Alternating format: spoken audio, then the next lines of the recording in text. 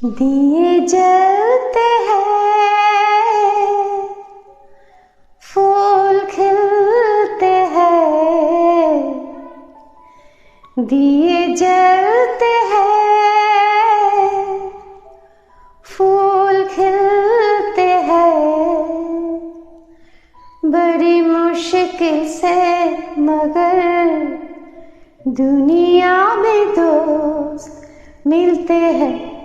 दिए जलते हैं, फूल खिलते हैं, बड़ी मुश्किल से मगर दुनिया में दोस्त मिलते हैं। दिए जलते हैं, इस रंग रूप पे देखो, हरगिज़ नाज ना करना, जान भी मांगे यार तो दे देना, नाराज ना करना।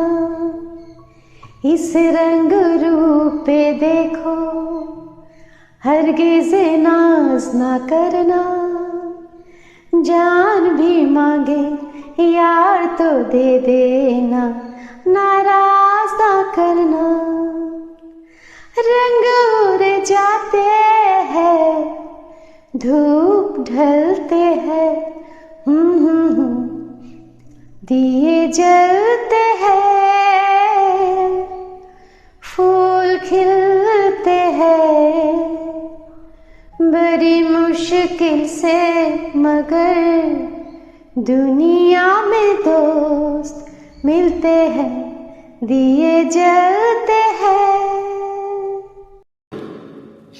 হ্যালো, অভিমলিকার আর একটা ব্লগে তোমাদের স্বাগত। আশা করি তোমরা খুব ভালো আছো। আবার চলে এসেছি তোমাদের কাছে আর একটা ভিডিও নিয়ে। অবশেষে একটু ঠান্ডা পড়লো বলো, আর কটা দিনই বা বাকি আছে। যে কদিন আছে সে কদিন একটু ঠান্ডাটা উপভোগ করি। এরপর তো খুব গরম আর গরম। এই যে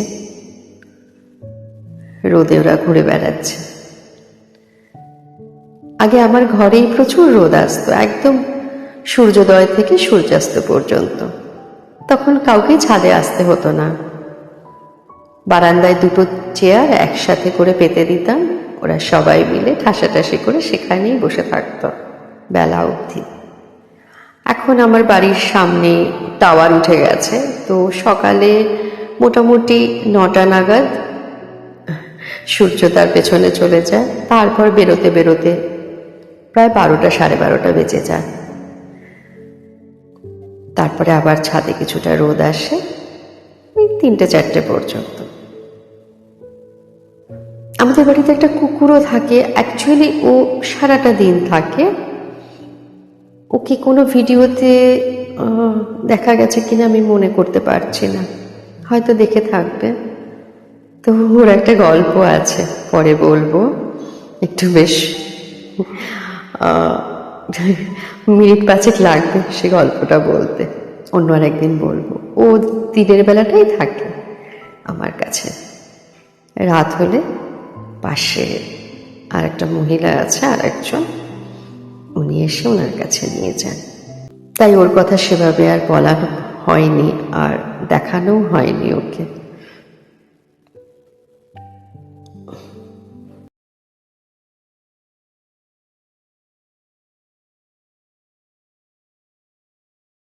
এদের দুজনের মধ্যে খুব ভালো সম্পর্ক।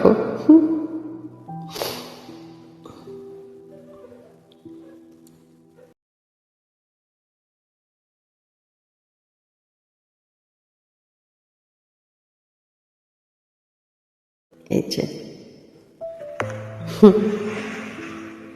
ফুলুরানী, পাপা এসেছে, পাপা এসেছে, কার পাপা এসেছে, এটা কার পাপা।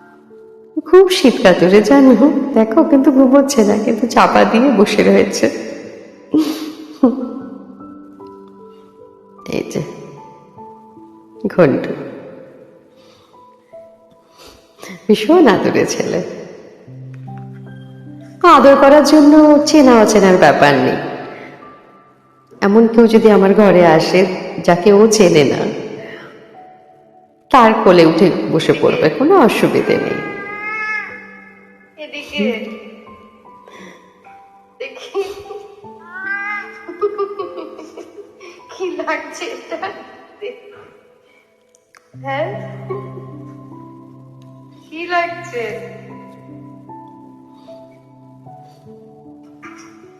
হ্যাঁ মুখটা দেখো,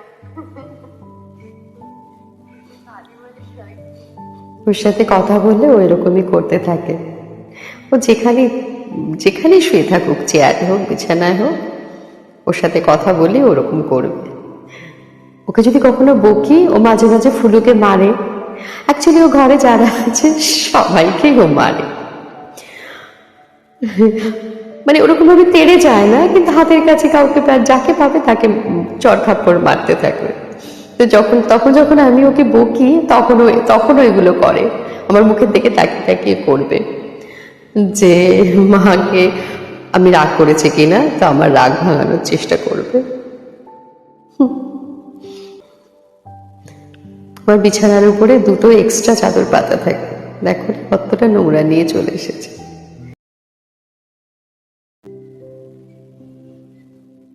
আমি যে দোকান থেকে ওদের খাবার আনি, যে পেট শপ থেকে, আমার ঘর থেকে মিনিট 5 দূরে হবে।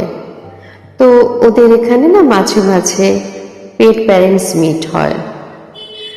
তো লাস্ট যেটা হয়েছিল, তো সেখানে মানে আমাকে ওরা এটা বলে আমাকে ডাকে, তো প্রতিবারই আমি যাই। তো সেখানে যাদের ডগি আছে তারাও আসে, বেড়ালদের মায়েরাই বেশি আসে, বাবারাও আসে। তো সেখানে কি কি খাবার দেওয়া উচিত, কি খাবার দেওয়া উচিত নয়, এগুলো বলেন ওনারা। আর ওরা ইয়েও দেন, স্যাম্পল, খাবারের স্যাম্পলও দেন সবাইকে। ডগিদের, যারা ডগিদের প্যারেন্টস তাদের খাবার দেন, আর যাদের বেড়াল আছে, আমরা যেমন আমি, তো তাদের সে ক্যাটদের স্যাম্পল দেন।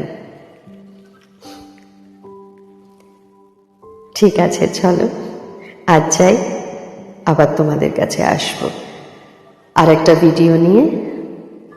যদি আমার ভিডিওটা ভালো লাগে তবে একটা লাইক করে দিও, আর আমার চ্যানেলটাকে সাবস্ক্রাইব করে আমার পাশে থেকো।